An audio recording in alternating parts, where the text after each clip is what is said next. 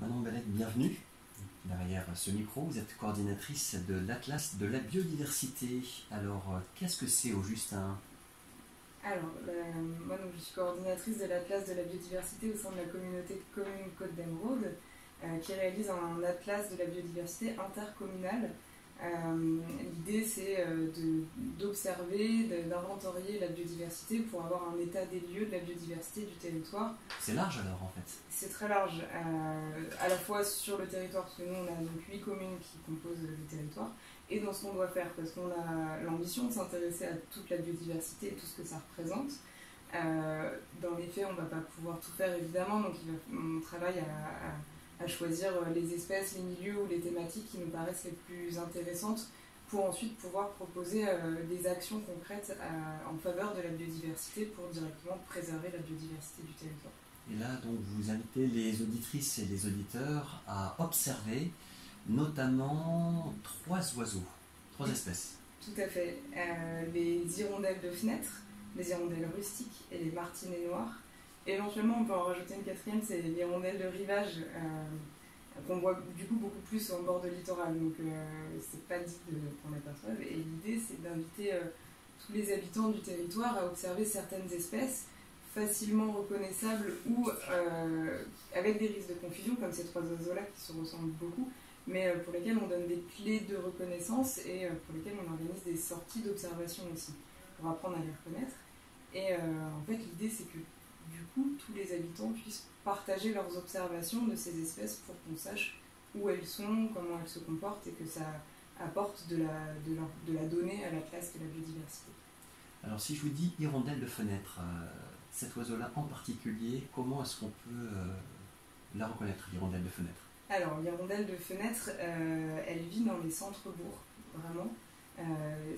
Souvent, on voit les nids en dessous des toitures, c'est celles-ci, les hirondelles de fenêtre. Elles sont noires et blanches, vraiment très, très contrastées. Elles ont, si je ne me trompe pas, le croupion blanc, et c'est à ça qu'on les reconnaît, et une petite queue. Voilà. Voilà, et puis le martinet noir. Et alors lui, il est tout noir, c'est facile, et c'est lui qui fait les grands cris qu'on entend souvent tourner, on les voit souvent autour des clochers ou des bâtiments hauts et un peu anciens. Il vole très très vite, il est plus arqué au niveau des ailes, et pour voir où il niche, c'est plus compliqué. En fait, il rentre directement dans les murs et il niche dans des toutes petites cavités. Donc voilà, si on voit un oiseau foncer directement et rentrer dans un mur, c'est un martinet noir, a priori. Il y a des moments où on le voit particulièrement, le martinet, je crois, non? Par rapport à l'atmosphère, ou est-ce que c'est un mythe ou une réalité, en fait? Alors, les populations... Là, je ne saurais pas dire les précisions. Je sais que ces 3 espèces-là, en tout cas, on les voit particulièrement en ce moment parce que c'est la période de nidification et que du coup, ils font beaucoup d'allers-retours pour constituer le nid et puis ensuite pour nourrir les petits. Voilà, c'est ça, c'est très actif en ce moment. Alors c'est vrai, Manon Bellec, il y a plusieurs hirondelles, on a bien compris, vous avez évoqué tout à l'heure l'hirondelle de fenêtre, puis il y a l'hirondelle rustique. Alors celle-ci, comment est-ce qu'on la reconnaît en fait? Alors elle, c'est plus facile à la limite, elle a une tache rouge sous la tête et du coup on peut la reconnaître par rapport à ça. Elle a la queue plus effilée aussi, vraiment plus longue, en tout cas elle est mâle. Et elle niche plutôt, son milieu c'est plutôt dans le milieu rural, dans les bâtiments ouverts, dans les granges, donc on ne va pas exactement le trouver au même endroit que l'hirondelle de fenêtre. D'accord. Et puis il me semble avoir compris qu'il y avait un 4e espèce d'oiseau, l'hirondelle de rivage. L'hirondelle de rivage qui elle niche sur le rivage dans des petits trous de falaise en fait, et elle est plus terne au niveau des couleurs, plus beige brunâtre que noir et blanc. D'accord. Alors pour l'observation, sur le plan pratique et concret, Manon Bellec, comment est-ce qu'on fait?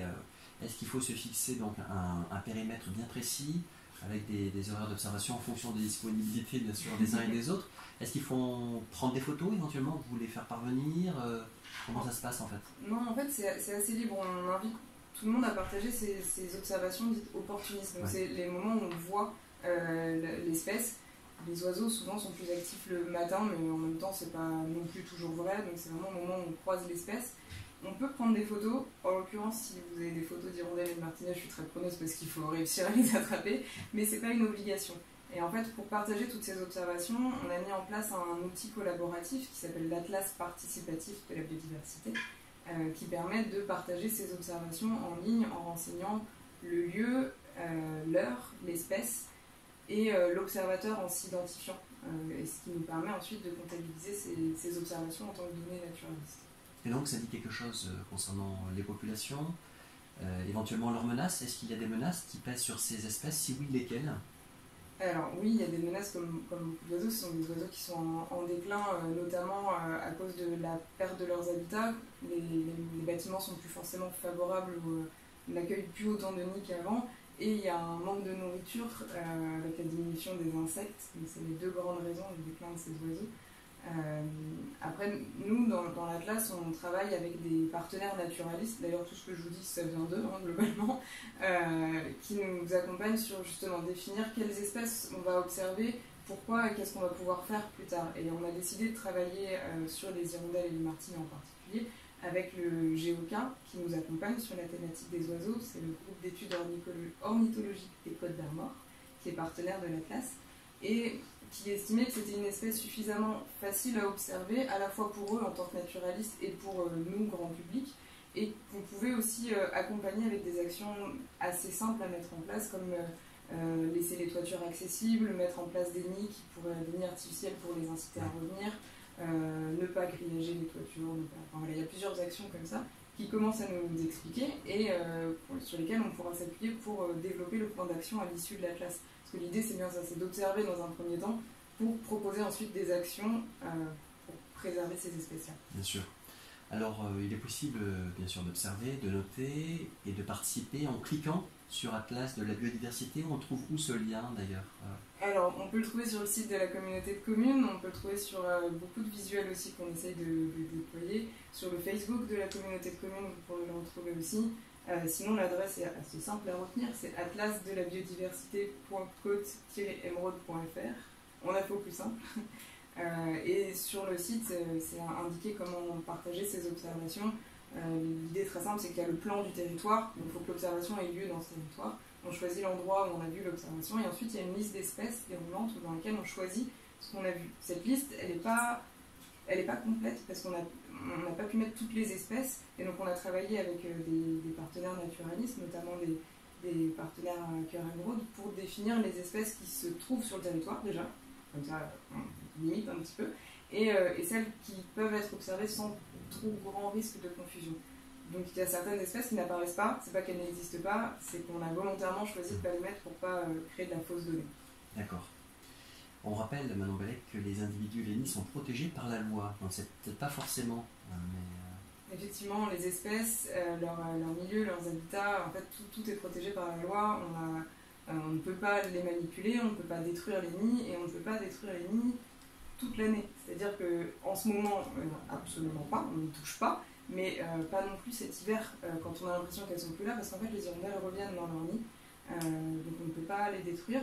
Si on doit faire des travaux de rénovation, il faut faire une demande de dérogation auprès de l'Office français de la biodiversité pour pouvoir détruire le nid et essayer de compenser en installant quelque chose d'autre à côté. En tout cas, on ne peut pas de soi-même décider de détruire les nids, c'est interdit par la loi.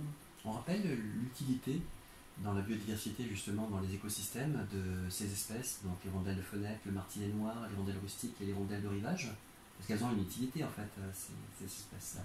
Elles ont, comme toute espèce, elles ont une utilité, elles font partie déjà d'un maillon alimentaire, donc elles s'incluent dans un système plus global. Ensuite, en fait, ce qui est important dans la biodiversité, c'est la relation qu'entretiennent les espèces les unes avec les autres, avec leur milieu. Donc si on a une qui disparaît, c'est un ensemble complet qui se retrouve déséquilibré, qu'il est parfois difficile d'estimer en fait aujourd'hui. Peut-être qu'on peut avoir l'impression que ça aura un impact assez faible si telle ou telle espèce disparaît, mais on ne se rend pas compte aussi des relations qu'elles ont autour.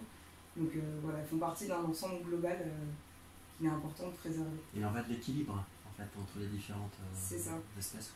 Que nous on a un peu tendance à voir par rapport à notre point de vue d'humain aussi, alors qu'il faut aussi se mettre du point de vue de la biodiversité, de la chaîne alimentaire, mais aussi le milieu qu'elle construit, qui peuvent servir aussi de gîte pour d'autres oiseaux après, ou qui peuvent influencer les comportements d'autres espèces qu'on commence à connaître. Des fois on ne sait pas toutes les relations qu'ils peuvent avoir entre les milieux, les espèces.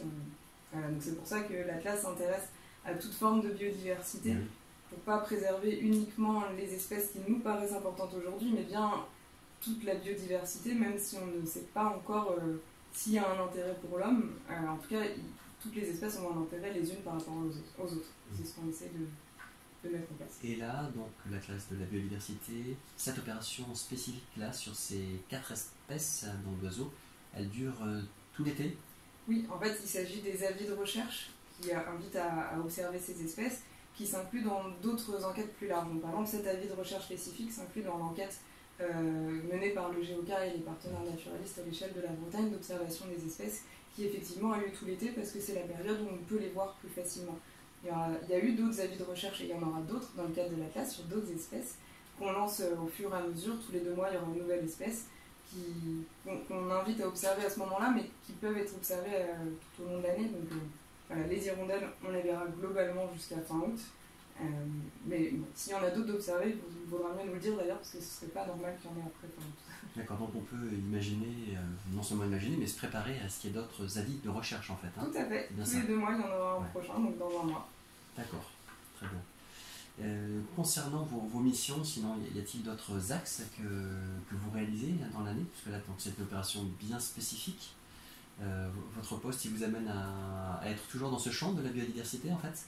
C'est un poste assez varié parce que je coordonne en fait les actions des naturalistes, les inventaires vraiment naturalistes sur le terrain, des actions de sensibilisation. Cette action, elle est un peu entre les deux, en fait, entre l'inventaire naturaliste et la sensibilisation, et le travail que je commence à mettre en place de rédaction d'un plan d'action avec du coup les acteurs locaux, les élus locaux aussi, pour voir comment intégrer la biodiversité dans les démarches des collectivités territoriales pour inclure la biodiversité en fait dans chaque action.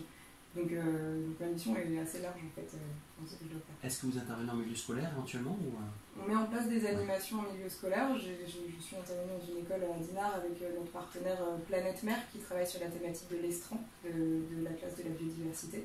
Donc voilà, on essaye de travailler des petites actions selon les différentes thématiques de la classe avec les différents partenaires pour essayer de toucher le public le plus large possible et en tout cas dans les 2 ans de la classe réussir à parler et faire parler de la biodiversité auprès de ses habitants aussi et qu'on sache ce que c'est que la biodiversité, ce que c'est que la classe. Déjà, ce serait pas mal. Est-ce que vous êtes en lien avec la LPO? On est en lien avec la LPO, on a échangé au début, ils font pas partie des partenaires parce qu'on n'a pas mis en place un partenariat, mais par contre on échange et des pistes d'action existent et des actions éventuellement à mettre en place avec la LPO. Il y a l'Office de la biodiversité aussi? Tout à fait, l'Office de la biodiversité est le financeur de l'Atlas à 80%, donc oui, on est en lien avec eux et c'est grâce à eux que cet Atlas peut exister. Donc vous sentez, Manon Bellec, les citoyens et citoyennes réceptifs à cette action? Vous avez eu des premiers retours éventuellement?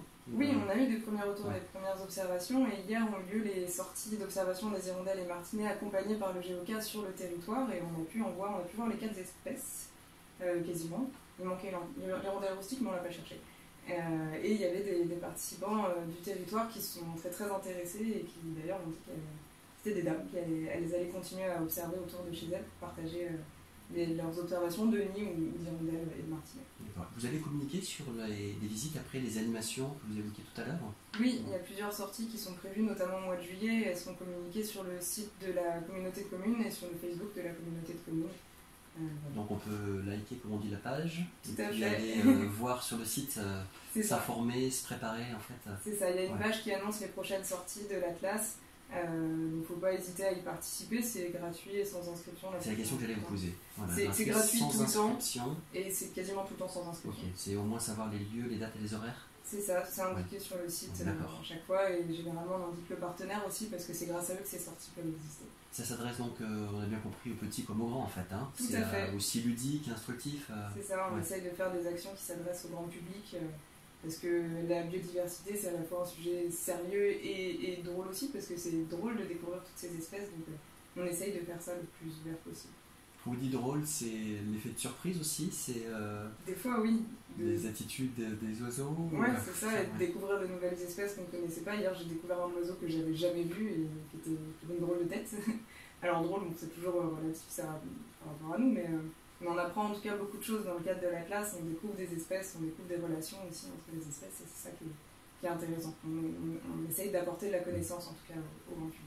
Un grand merci à vous, Manon Bellec. Bon, je rappelle que vous êtes coordinatrice de l'Atlas de la biodiversité de la communauté de communes Côte d'Emeraude. Eh bien, on vous souhaite effectivement beaucoup de succès dans cette entreprise et on suivra donc les animations qui auront lieu là dans les semaines qui viennent. Merci à vous et bonne continuation.